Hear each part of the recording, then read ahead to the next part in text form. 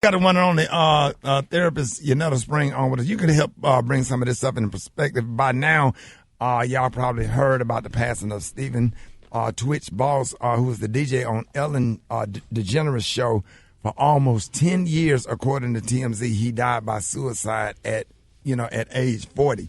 And it's so sad that he had a wife and 3 kids, and he had just celebrated their 9th wedding anniversary. Man, it's like, whoo, boy, bring tears to your eyes, man. Just think about that for a minute. Yeah. Yeah, man. Think about that for a minute. His wife, Allison, realized the following statement: "It is with the heaviest hearts that I have to share my husband, Stephen, has left us." Just imagine that. Stephen lit up every room that he stepped into. He valued family, friends, and community above all else. And leading with love and light was everything to him. He was the backbone of our family, the best husband and father, and an inspiration to his fans. To say he left a legacy would be an understatement, and his positive impact will continue to be felt. I am certain there won't be a day that goes by that we won't honor his memory. We ask for privacy during this difficult time for myself and especially for our 3 children. I will always save the last dance for you. And I'm going to tell you something. I literally saw people crying in the airport yesterday. Yeah. I mean, I was walking by in the airport and I just saw people talking about it, and I saw people wiping tears, and everybody, you could tell that something was wrong. That something was off. And so joining us live in the studio, we have our very own licensed professional counselor, Yunetta Spring. And Yunetta, a lot of fans are in shock at this alleged suicide. So as a therapist, what are your thoughts? Yeah.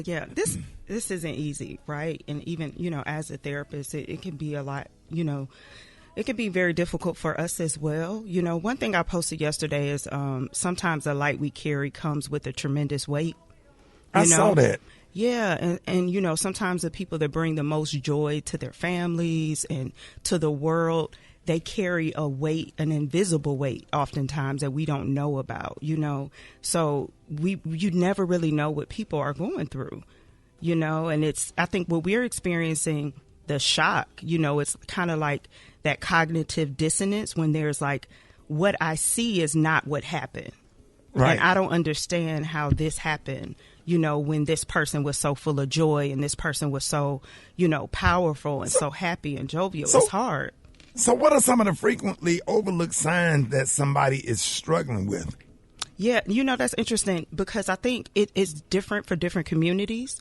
I put out a while ago, like, how do Black people say that they're depressed, right? And sometimes what we see as depression isn't really what depression looks like for various communities, right? So some people slow down and they stop and they're, irritable and angry and disconnected and isolated.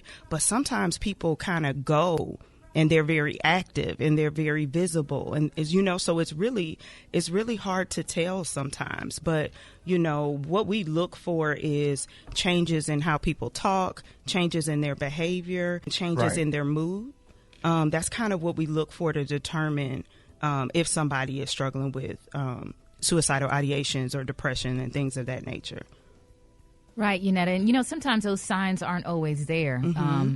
Even for myself, when I'm feeling down or in dark moments or struggling with depression, I talk to my family or my husband about that privately. So is there a misconception that there's always signs that someone is struggling with mental health? I think hindsight is 20/20, right? So after the fact, we can look back and say, man, I didn't see that, or I missed that, or I didn't think that was, such a big deal when it was. But, when you looking at the language of how people are talking, like, are they talking in terms of feeling hopeless or saying they don't have a reason to live, or talking like, feeling like they're a burden, or feeling trapped, things of that nature. You can look for those.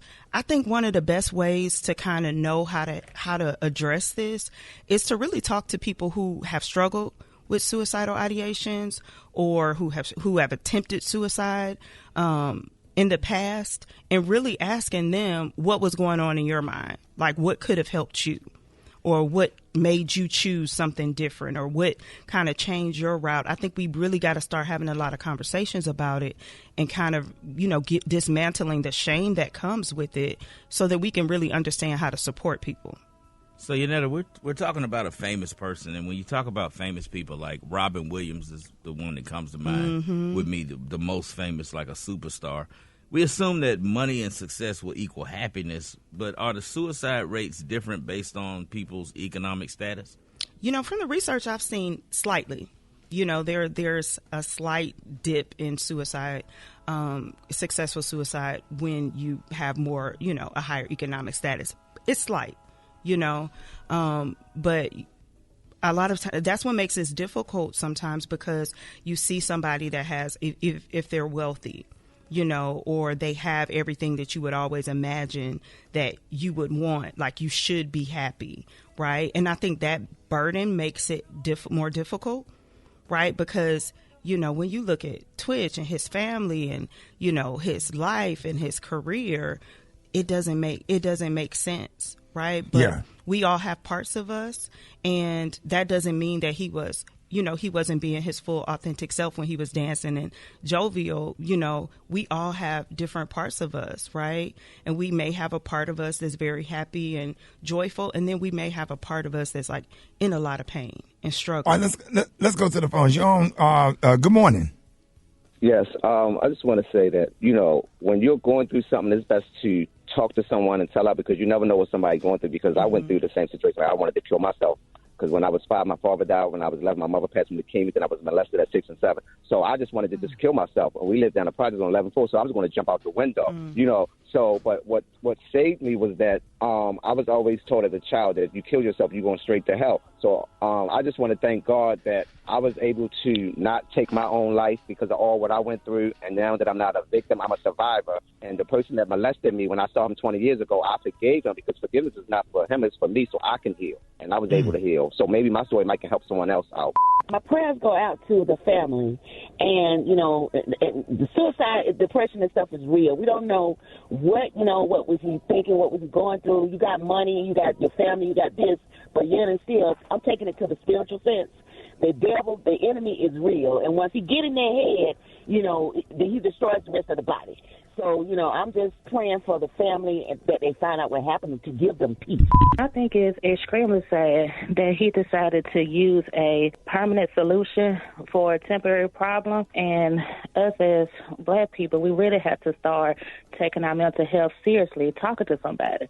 There's no weakness in, talking to somebody about what you're going through. And we also have to check on our strong ones, because sometimes people who say, oh, I'm okay, nothing's wrong with me, they're really, really struggling, and they're really looking for somebody to reach out.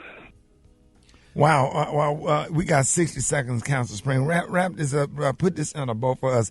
And what's the number of suicide hotline? Yeah, so now 988. The number you can dial 988. Go ahead, Council Spring. You can dial 988. You can text 988. Primarily, I want people to know, like, you are valuable, you are loved, you matter. Like, we want you in this world. And if you feel overwhelmed, please talk to somebody. Reach out to somebody. Dial 988. Reach out to a friend. It's okay for us not to be okay, but it's not okay to feel like we have to stay that way, right? So there's always, in my opinion, light at the end of the tunnel, right? And there's help that you can get, and there are people that want you to be here and that want to support you. So please, please, please reach out. All right, thank you for that. Let everybody know how they can reach you. Yeah, so you can find me on social media at Yunetta Spring. If you're looking for a therapist in your area, you can go to groundbreakerstherapy.com, and I'll make sure I post some resources and some blogs and stuff just to help support us as we're navigating this law.